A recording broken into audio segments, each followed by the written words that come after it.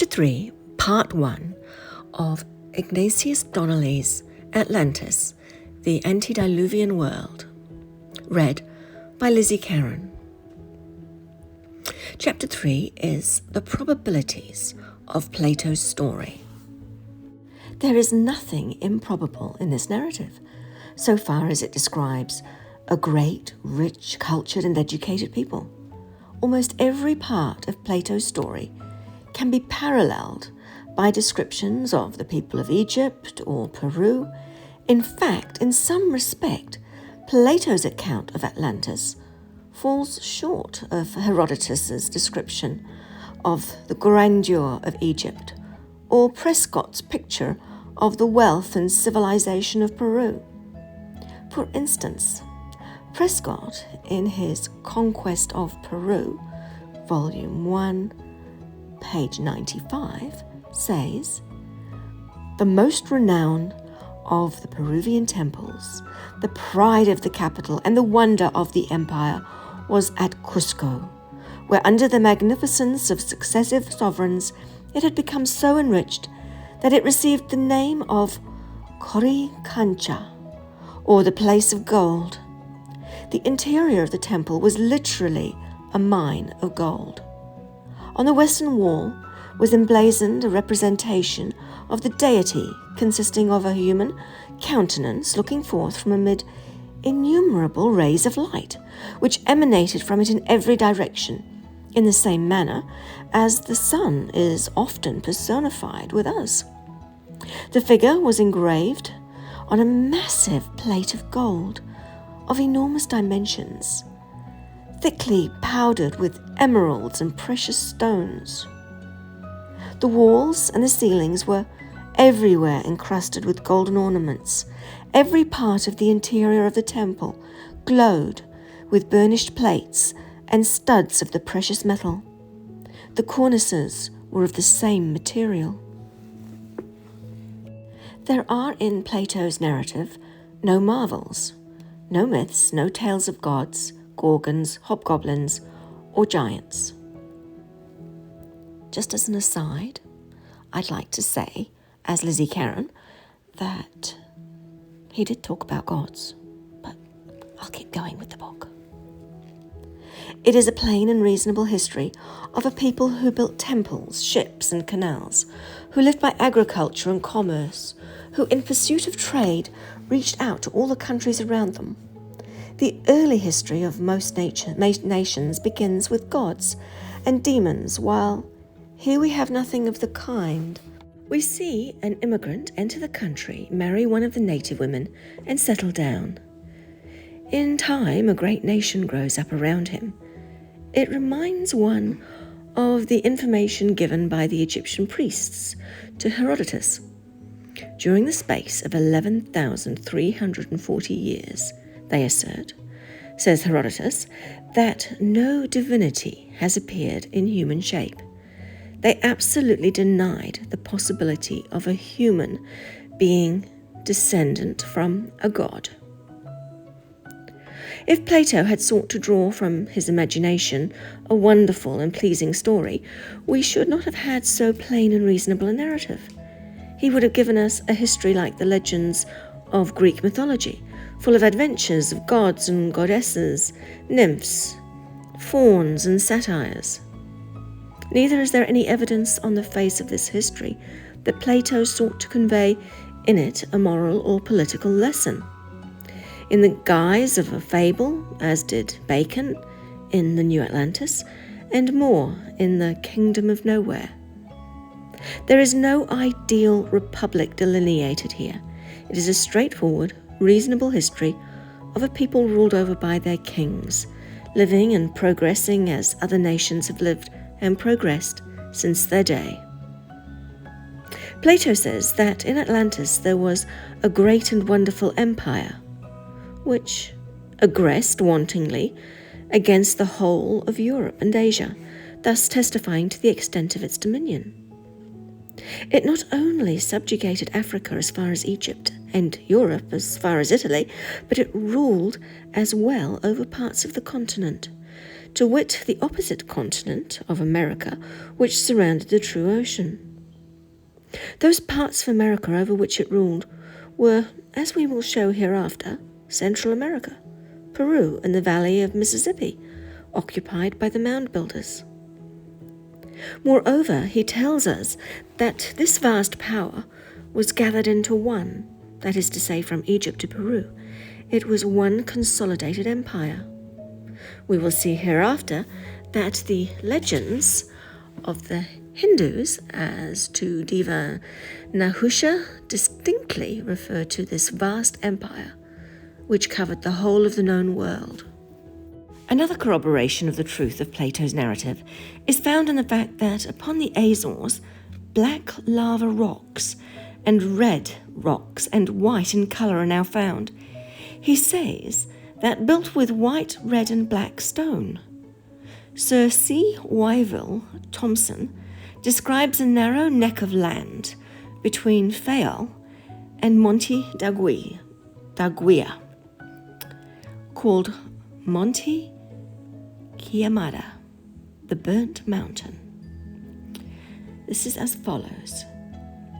It is formed partly of stratified tufa of a dark chocolate colour and partly of lumps of black lava, porous and each with a large cavity in the centre, which must have been ejected as volcanic bombs in a glorious display of fireworks at some period beyond the records of Achorian history, but late in the geological annals of the island.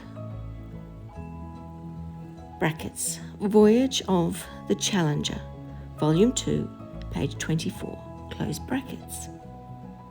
He also describes immense walls of black volcanic rock in the island. The plain of Atlantis, Plato tells us, has been cultivated during many ages by many generations of kings. As if we believe agriculture, the domestication of the horse, ox, sheep, goat, and hog, and the discovery or development of wheat, oats, rye, and barley originated in this region, then this language of Plato, in reference to the many ages and the successive generations of kings, accords with the great periods of time which were necessary to bring man from a savage to a civilized condition. In the great ditch surrounding the whole land, like a circle, and into which streams flowed down from the mountains, we probably see the original of the 4 rivers of paradise, and the emblem of the cross surrounded by a circle, which, as we will show the hereafter, from the earliest pre-Christian ages accepted as the emblem of the Garden of Eden. We know that Plato did not invent the name of Poseidon, for the worship of Poseidon was universal in the earliest ages of Europe. Poseidon worship seemed to have been a particularity of all the colonies previous to the time of Sidon. Prehistoric Nations, page 148. This worship was carried to Spain and to northern Africa, but most abundantly to Italy, to many of the islands, and to the regions around the Aegean Sea, also to Thrace. Ibid, page 155.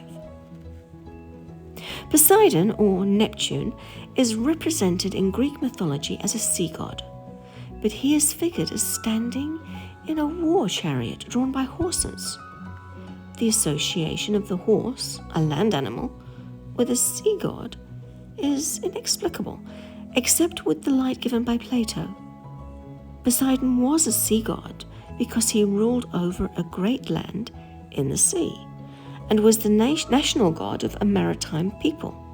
He is associated with horses because in Atlantis the horse was the first domesticated, and as Plato shows, the Atlanteans had great racehorses for the development of speed in horses, and Poseidon is represented as standing in a war chariot, because doubtless wheeled vehicles were first invented by the same people who tamed the horse, and they transmitted these war chariots to their descendants from Egypt to Britain. We know that horses were the favourite objects chosen for sacrifice to Poseidon by the nations of antiquity within the historical period. They were killed and cast into the sea from high precipices. The religious horse feasts of the pagan Scandinavians were a survival of this Poseidon worship, which once prevailed along the coasts of Europe. They continued until the conversion of the people to Christianity, and were then suppressed by the church with great difficulty. We find in Plato's narrative the names of some of the Phoenician deities amongst the kings of Atlantis.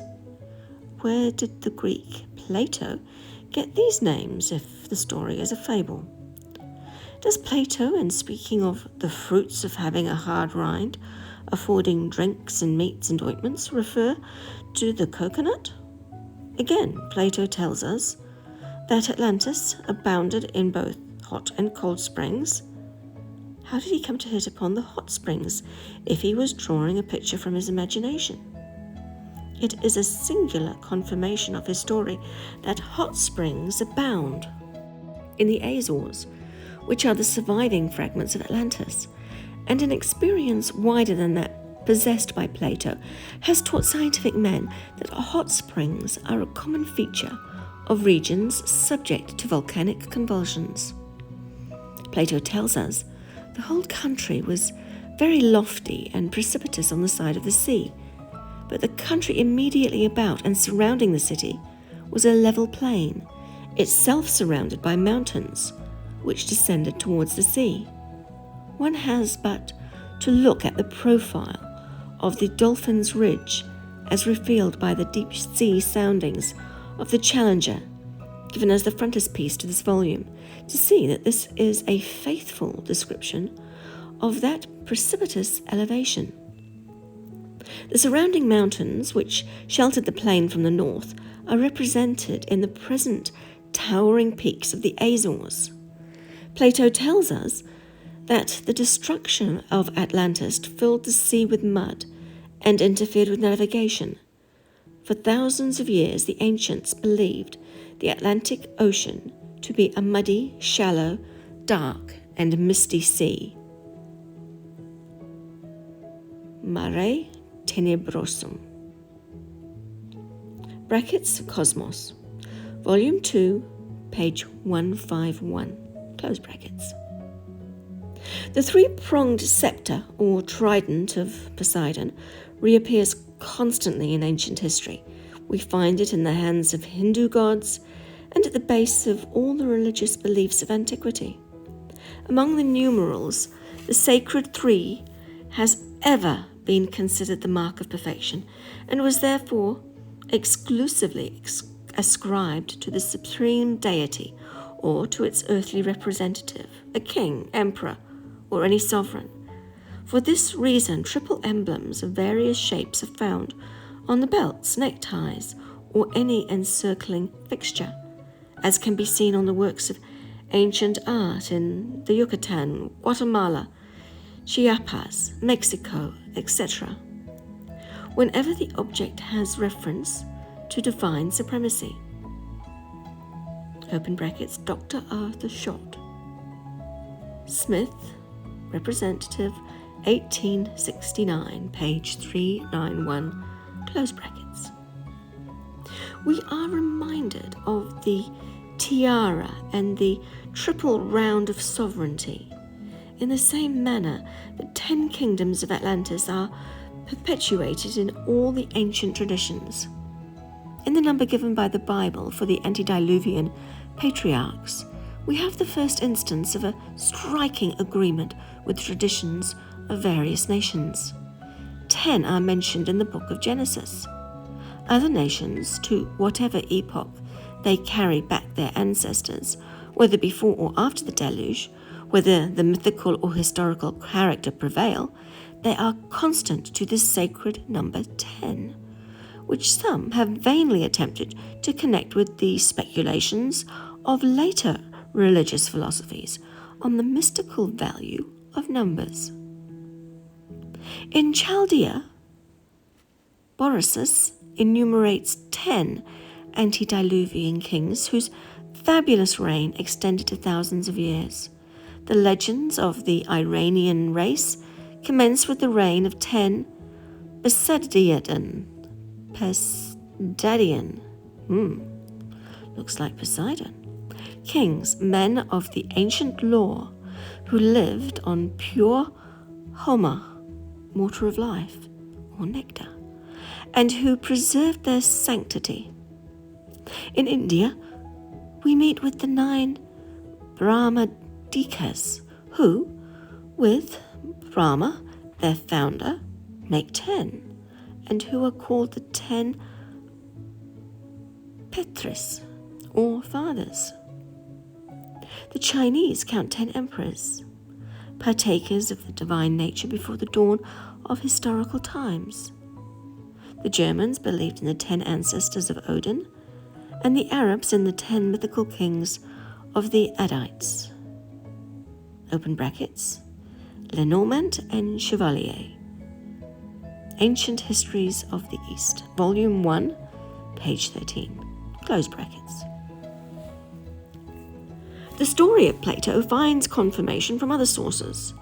An extract preserved in Proclus, taken from a work now lost, which is quoted by Boeck in his commentary on Plato, mentions islands in the exterior sea beyond the Pillars of Hercules, and says it was known that in one of these islands the inhabitants preserved from their ancestors a remembrance of Atlantis, an extremely large island, which for a long time held domination over all the islands of the Atlantic Ocean.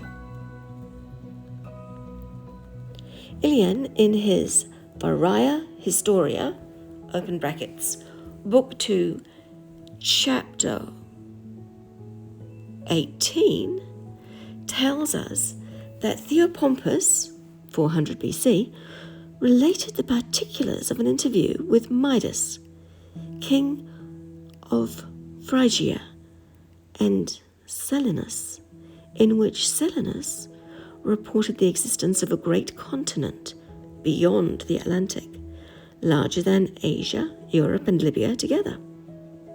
He stated that a race of men called Meropes dwelt there and had extensive cities. They were persuaded that their country alone was a continent. Out of curiosity, some of them crossed the ocean and visited the Hyperboreans. The Gauls possessed traditions upon the subject of Atlantis, which were collected by the Roman historian Timagenes, who lived in the 1st century before Christ. He represents that 3 distinct people dwelt in Gaul. 1, the indigenous population, which I suppose to be Mongoloids who had long dwelt in Europe. 2, the invaders from a distant land, which I understand to be Atlantis. And 3, the Aryan Gauls, pre-Adamites. And there's a reference to page 380.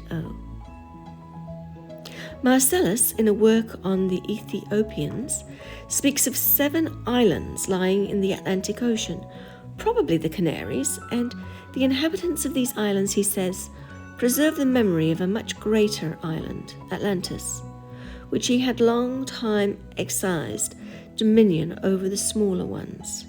Open brackets, Dido Mula, Fragmenta Historicorum Graecorum, Volume 4, page 443, close brackets.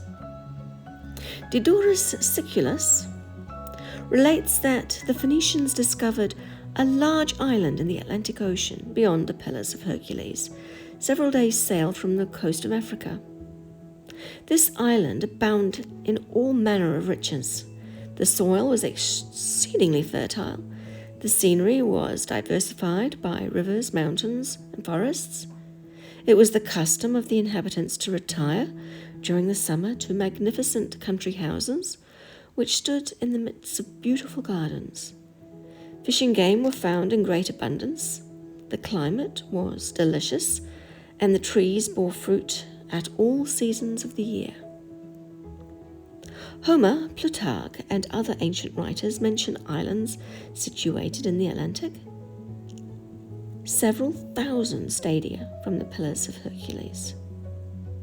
Silenus tells Midas that there was another continent besides Europe, Asia, and Africa, a country where gold and silver are so plentiful that they are esteemed no more than we esteem iron. Saint Clement, in his epistle to the Corinthians, says that there were other worlds beyond the ocean. Attention may here be called to the extraordinary number of instances in which allusion is made in the Old Testament to the islands of the sea, especially in Isaiah and Ezekiel. What had an inland people like the Jews to do with seas and islands? Did these references grow out of vague traditions linking their race with islands in the sea? The Orphic Argonaut sings of the division of the ancient Lyctonia into separate islands. He says, when the dark-haired Poseidon, in anger with Father Crononion, struck Lyctonia with the golden trident. Plato states that the Egyptians told Solon that the destruction of Atlantis occurred 9,000 years before that date, to wit, about 9,600 years before the Christian era. This looks like an extraordinarily long period of time, but it must be remembered that geologists claim that the remains of man found in the caves of Europe date back 500,000 years, and the fossil Calaveras skull was found deep under the base of Table Mountain, California, and the whole mountain having been formed since the man to whom it belonged lived and died. M. Opert read an essay at the Brussels Congress to show from the astronomical observation of the Egyptians and the Assyrians that 11,542 years before our era man existed on the earth at such a stage of civilization as to be able to take note of astronomical phenomena and to calculate with considerable accuracy the length of the year. The Egyptians, says he, calculated by cycles of 1460 years, zodiacal cycles, as they were called. Their year consisted of 365 days, which caused them to lose 1 day in every 4 solar years, and consequently they would attain their original starting point again only after 1,460 years. So that's 4 times 365. Therefore, the zodiacal cycle, ending in the year 139 of our era, commenced in the year 1322 BC. On the other hand, the Assyrian cycle was 1,805 years, or 22,325 lunations. An Assyrian cycle began 712 BC. The Chaldeans state that between the deluge and their first historic dynasty, there was a period of 39,180 years. Now, what means this number? It stands for 12 Egyptian zodiacal cycles plus 12 Assyrian lunar cycles. So here's where the maths happens. 12 times 1,460 equals 17,520, and 12,000 times 1,805 equals 21,660, and when those two are added together, it comes to 39,180. These two modes of calculating time are in agreement with each other and were known simultaneously to one people, the Chaldeans. Now, let us build up the series of both cycles starting from our era, and the result will be as follows. Zodiacal cycle 1460, lunar cycle 1805. Zodiacal cycle 1322, lunar cycle 712.